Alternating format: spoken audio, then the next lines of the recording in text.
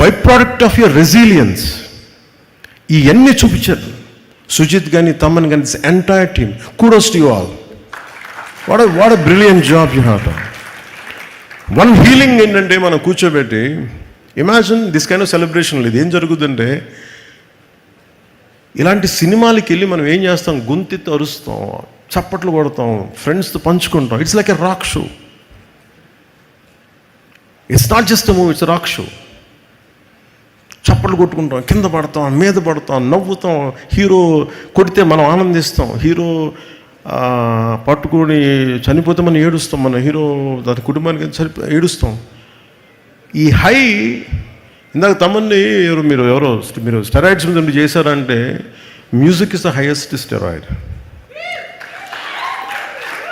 Creation is the highest steroid. ఈ creative mind set ఉన్నోడికి, art forms ఉన్న madness ఉన్నోడికి ఏ స్టెరాయిడ్, ఏ గాంజా ఏది అవసరం లేదు. You feel it here. మీరు ఇంటాక్సికెన్స్ వల్ల మనం ఏదో అవుద్ది అనుకుంటే ఏమీ జరగదు. If you really get in to the work.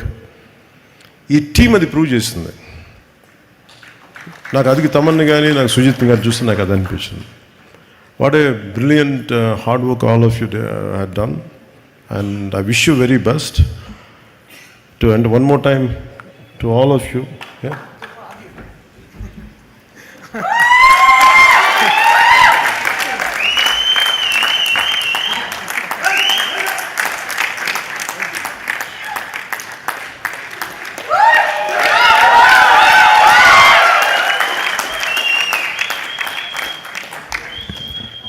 అంటే సుజిత్, నాకు తెలుసు సుజిత్ మైండ్ సెట్ ఎలా ఉంటుందో.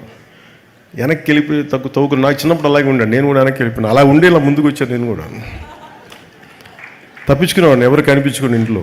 అలా షూటింగ్ అయితే ఇప్పటికీ కూడా చూశారు కదా, నాకు ఆడియో ఫంక్షన్ రావాలంటే నిన్న చూశారు.